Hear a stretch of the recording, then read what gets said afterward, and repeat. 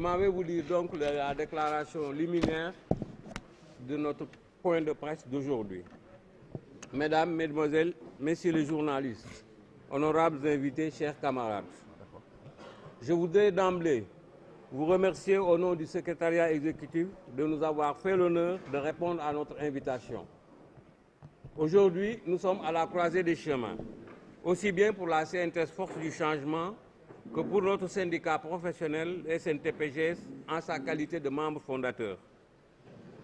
Le conseil syndical de notre organisation SNTPGS-FC que nous venons de clôturer survient dans un contexte de préparation du deuxième congrès ordinaire de la CNTS-FC dont nous sommes membres fondateurs et dans la perspective du 12e congrès du syndicat national des travailleurs du pétrole et du gaz du Sénégal, Force du Changement.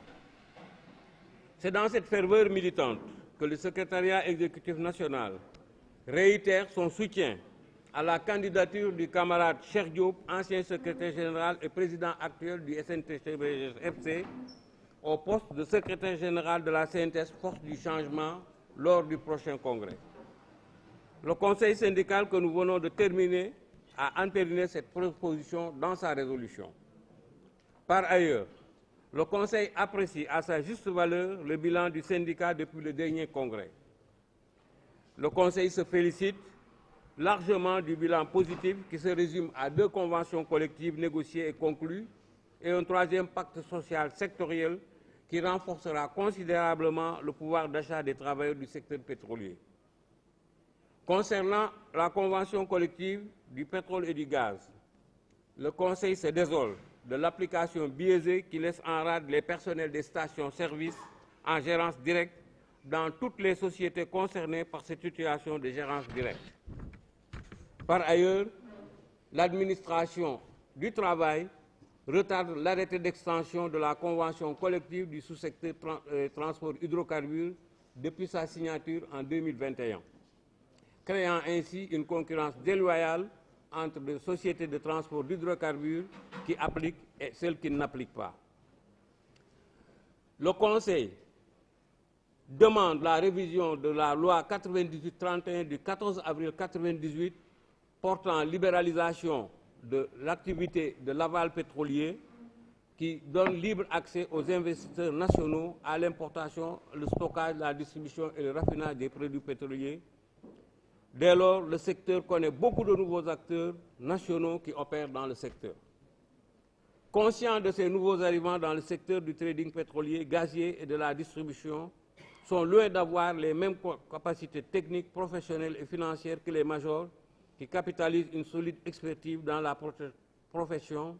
Et tenant compte de cette réalité, le SNTPGS, dans une démarche patriotique, a accepté de conclure avec les groupements professionnels de ces sociétés un avenant portant différé de 3 ans pour l'application effective des dispositions de la convention collective du secteur du pétrole et du gaz au personnel des stations-service. L'idée ici, l'idée fondamentale, c'est qu'aujourd'hui, le syndicat du pétrole dénonce avec la plus grande vigueur la non-application de la convention collective au personnel des stations-service qui sont en gérance directe.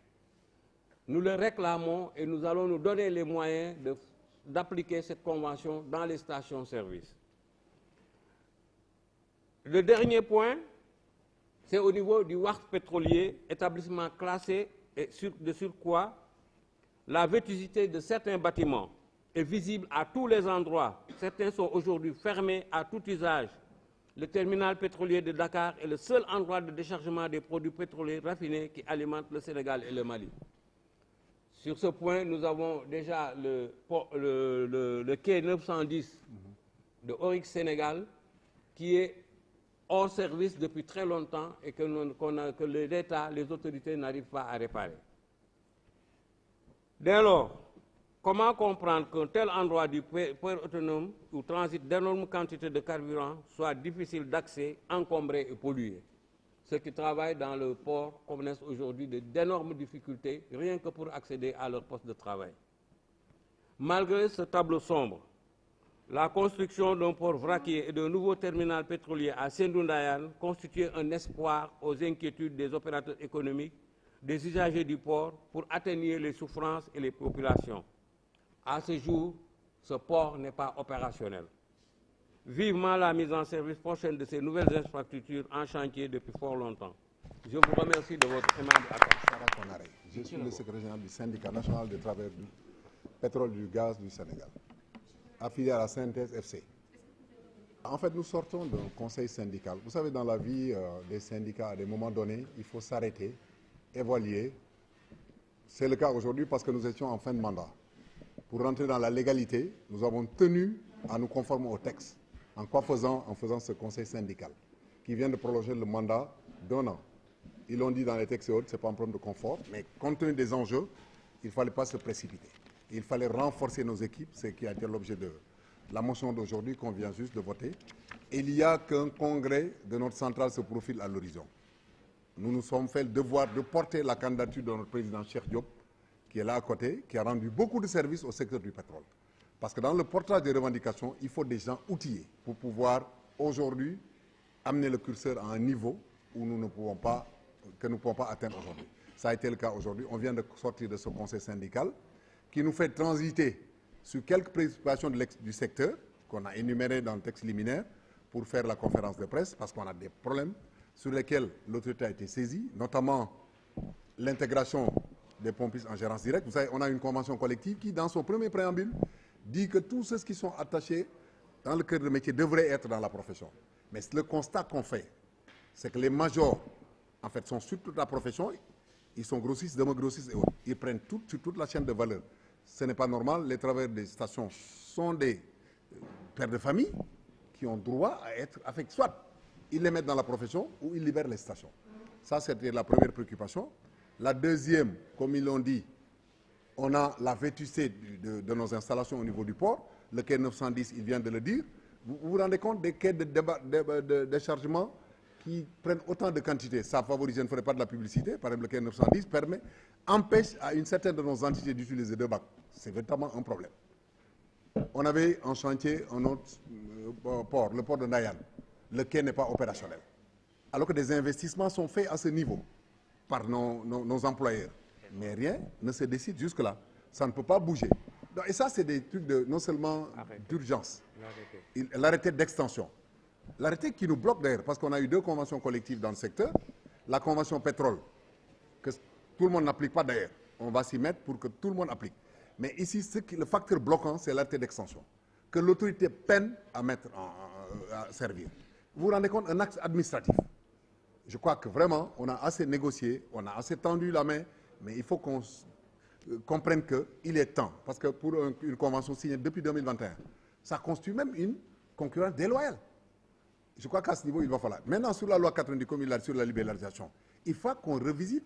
À un moment donné, il faut que les gens s'arrêtent pour évaluer, voir qu'est-ce que l'impact ça a fait. Parce qu'il y en a qui en ont plus que leur sac. Et ça impacte certains. Donc, il va falloir, nous demandons vivement que ce soit révisé. Et je crois que c'est important. Vraiment, on appelle aussi, on est en train de faire une fédération ensemble pour regrouper tous les secteurs de l'énergie, ce qui va être une très bonne chose, je crois, assez salutaire. Mais on insiste encore parce que nos braves travailleurs sont là. Il y en a qui sortent même sans pour autant bénéficier des avantages de la Convention. Je crois que ce n'est pas normal. Pour la Convention pétrole, l'arrêté a été servi et tout. Il y en a qui se cachent derrière leurs petits doigts pour dire qu'ils n'appliquent pas. Il faut que l'autorité sévisse pour que ces gens-là appliquent. C'est ce qui nous a ramené ce matin, je crois, à faire cette conférence de presse, à nous adresser à l'autorité. Parce que nous sommes dans un secteur où on dialogue énormément. Mais à un moment donné, quand on tend la main, il ne faut pas prendre tout le bras. Je crois qu'il va falloir que les gens... waaw li tax suñu ndaje bi tey ñu ngi ci sant yàlla bu baax jeexal nañ ko léegi parce que ñun dañu yor syndicat boo xam ne dañu tënku ci kayit di ñu fal donc mandat bi dafa doon jeex mais ñu nekk ci ay urgence nekk ci yoo xam ne dañ ko war a lijjanti dëgmal ay projet ñu ne nag duñ ko rabaxee nañu fexe li ñu texte mën a may ñu prolonger demander ko ñi nga xam ne ñoo ñu fal ñu yokk mandat bi parce que président ubbi bureau bi dugal ci loxo yu bees ñoo xam ne vraiment dañu bëgg ñu liggéey parce que dañu bëgg ci kër yëpp boo gisee kër yi ñoo am syndicat bu nekkee fii ci kaw collège yi ñoo nekk ci kër yi di ko doxal donc collège yi il faut ñu doxal jël nañu ñeneen ñu bees dugal leen ci biir leneen li gënoon am solo surtout tey mooy suñu centrale syndicale dafay dem ci congrès suñu président bi toog yàlla na ko yàlla may mu gudd fan te wér ñu porter ñun candidature am pour wane ne tey parce que pour te dire que du ñu précipiter dara ñun suñu secteur bu ñu xëyoon ne dañu remplacer Cheikh Diop man mënumaa yóbbu yenn doléance ci benn bërëb Cheikh Diop dañ koy téye ñun porté nañ candidature am ñun pétrole pour que congrès bii di ñëw ñu fal ko incha allah mu mun ñu yóbbu fenn fi mu ngi koy wax sànq ne bu ci paree bàyyi ñu waaye du ñu bàyyee noonu dañ koy téye ba ci kanam ñu loolu moo ñu tax a ñëw fii tey adopté nañ ko dans la résolution pétrole jël na ni moom dina jël candidature kii bu ñu ci paree ñu wax ci mbébét yi ñu am secteur bi ñun dañoo signé ay convention bu ñu ko wax c'est l'accord des parties ay nit suñu dajaloo tënk dara ne lii la ñuy doxal ñëpp dañ ko war doxal ñii mënuñu tëgg jëmmi ñii tëgg sabar nañ waxante dëgg yaanaa yu nekk ci biir secteur soit da nga nekk ci secteur pétrole ngay doxal wala nga génn secteur bi nga dem suñu njaatige yi gis nañ ne pompis yi nekk ci station yi dañoo bokk ci ñoom ñenn ñi bokk ñu war leen a fay comme ni ñu fay employé société bi defuñu ko ñu teg leen fa di leen fi te moo tax ngeen dégg détournement yi ngeen dégg ñii di daw ak xaalis loolu jaaduwul te loolu loi moo leen ko bay dañ leen war a ci dugal donc ci nii wala ci ne nañ leen dugal loolu def nañ ko ba njaatige yow dajale nañ leen seeti nañ leen waxtaan nañ ak ñoom bëgguñu ko yóbbu nañ leen ci kanam autorité bi ñu bëgg nag autorité bi jël tey fexe ñu dugg beneen bi mooy suñu convention collective bi ñu def ci transport sous secteur transport hydrocarbures suñu chauffeurs yi mais suñu chauffeurs yi bi ñu defee arrêté convention 2021 ba léegi arrêté d'extension xam nga ni muy demee mooy su ngeen di toogee di waxtaan ñëpp duñ ñëw ci taabal ji waaye bu ñu paree dañuy def arrêté autorité mooy de arrêté ni ñi ci bokk ñëpp dañ koy appliqué arrêté boobu nag lañ tëye a gis ñun muy vraiment problème ci ñun loo xam ne bataaxal bu ñu war a bind nañ ñëpp nañu def boobu ba léegi ñun vraiment on se pose des questions 2021 ba 2026 ba bu temps ñii ñu ngi am ñii amuñu loolu tam mënul nekk donc moi je crois que loolu tam wax nañ ko port ba wax nañu ko mbir yaa ngay daanu fi ñu wàccee bateau yi di ñëw di war a décharger kee 910 boobu ñu wax dem na ba tënk na suñu benn société sax ci ay bac yoo xam mënu ko utiliser ñu ne woon dañuy tabax port bu bees fële ca Ndaayar port ba amul kee sax bu amul kee nañu fay débarquer donc dara demagul alors que suñu njaatige def nañ fa ay xaalis dépose ay dépôt ba léegi mënuñoo doxal beneen bi sax dama ko fàtte woon ñu ngi dégg dinaa ko wax parce que bi ñëw léegi lañ ma woo suñu njaatige suñu secteurs yi suñu patron yi transport hydrocarbures yi seen licence yi ñu war a renouveler fay nañ redevance yeeg yëpp jotuñu seen licence ba tey loolu tam kenn mënu ko comprendre donc moi je crois que daal loolu moo tax ñun nag secteur bu mun a dialogue lañu Cheikh Diop a ngi nii gis na ko ñi fi nekkoon ku dégg secteur pétrole xam ne ñi waxtaan rek la ñu mën fu ñu amee ñaari convention ñaari pactes sociaux mën nañu waxtaan nag waaye syndicat la ñu nag bu ñu yeggee ci syndicat ku ñu pousse nag ci syndicat ñu dem ci syndicat na ko nit ñi xamee noonu suñuy njaatige ñi ñu ko séqal ñu ñëw ñu toog def lañ daan def ku ne ñu jox la sa droit bi war surtout nos partenaires là pour les stations nañ ko def mais affaire yooyu di wax ne doxul te chaque jour nga indiwaat lu bees station yi doxul chaque jour nga tabax loolu mënut a nekk ay borom kër ñoo fi ne ñii ngi dem retraite mara d'Italie ñii ngi jóge ci àdduna bi sax te jotuñ ci ñu war a jot payoor yi donc dañ ko war a jot loolu daal lañ moo ñu indi tey di jaajëfal vraiment travailleur pétrole yëpp wax dëgg yàlla entendre question ak intérim bi am na solo aussi parce que dañuy jël dañ ne pour ay poste cœur de métier mënoo jël poste essentiel ci biir kër nga jël benn waay et puis loolu sax dafa c'est affolant d'ailleurs dañuy jël benn waay bu am société fële ñu koy fay 300000 ne ko moom nga war a jox François mu koy jox 150000 moom day jaaxaan rek loolu fa ngeen mos a gis loolu autant que ñu fay waaj li mu war a fayeeku nañu waxante dëgg nag loolu mooy jaajëf ci ay produits dangereux nekk ci ay station yu xaw doy waar donc loolu daal na ko autorité xam ñun nag on en appelle au président on en appelle au premier ministre autorités yi ñu jabootee ñu xamee ko noonu secteur bii du secteur yenn yi bés bu jógee leneen mooy xew te day gën a ne te nekkul ci situation boobu je crois que nañ góorgóorlu tey ñu taxaw ñëpp waaw balaa ñuy poñante. Je me réjouir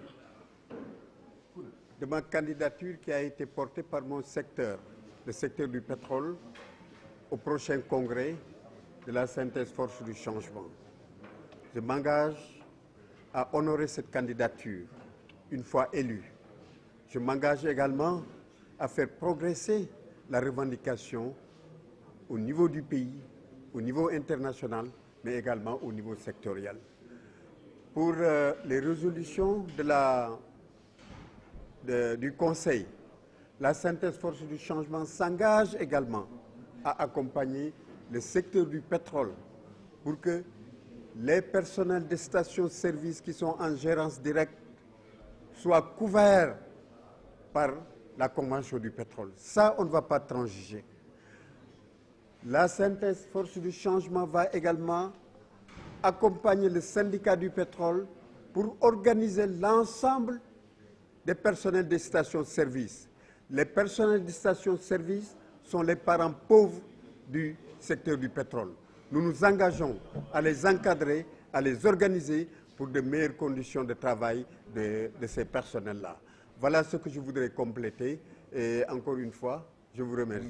waaw maa ngi sant bu baax a baax sama camarade secteur du pétrole yi nga xam ne tey jii ci seen conseil bi dañoo proposer secteur pétrole porter sama candidature ci congrès synthèse force du changement bi ñuy dëkkmal bi ñu ko proposé ñëpp voté ko à l'unanimité loolu nag ma ci sant yàlla bu baax di leen ci sant mais également di jël engagement pour que nii synthèse FC di doxee nga xam ne élection yu ñu jàll bu ñu dëgmalee yeneen dañuy yokk ci taux représentativité mais également dem nañ ba jóge ci 4e centrale ñëw ci 3e centrale te suñu yéene mooy élection yii di ñëw 2028 ñu nekk première centrale bu Sénégal loolu yaakaar naa mooy njukkal bi ma war a delloo secteur du pétrole ak synthèse FC bu ñu ma falee secteur du pétrole proposé nañ sama candidature ñu ngi ñaan yàlla bu ko synthèse FC nangoo ba fal ma ba élire ma plutôt parce que fal ak élire du benn ba élire ma ci boppu synthèse force du changement objectif yi ma wax ñu atteindre ko pour que xale yi am centrale bu nga xam ne day rentrer dans l'histoire bi ci des mooy secteur du pétrole liñ fi wax yépp synthèse force du changement dina leen ci accompagner parce que gis nañu ne am na ay liggéeykatu station service yu nga xam ne gérance directe la ñu nekk te dugaluñu leen ci convention bi loolu moom combat la bu nga xam ne bu subaa dañ koy attaquer pour dugal personnel yooyu waaye it gis nañu ne personnel yu station service yépp en général dañu nekk ci condition yu jafe syndicat bi dina engagé wu pour organiser personnel station service yi encadrer leen ba ñu nekk ci condition yu baax gis nañu ne également Petrosen ña fa nekkoon di liggéey ba découverte yi am ba tey jii amuñu prime de découverte loolu it dinañ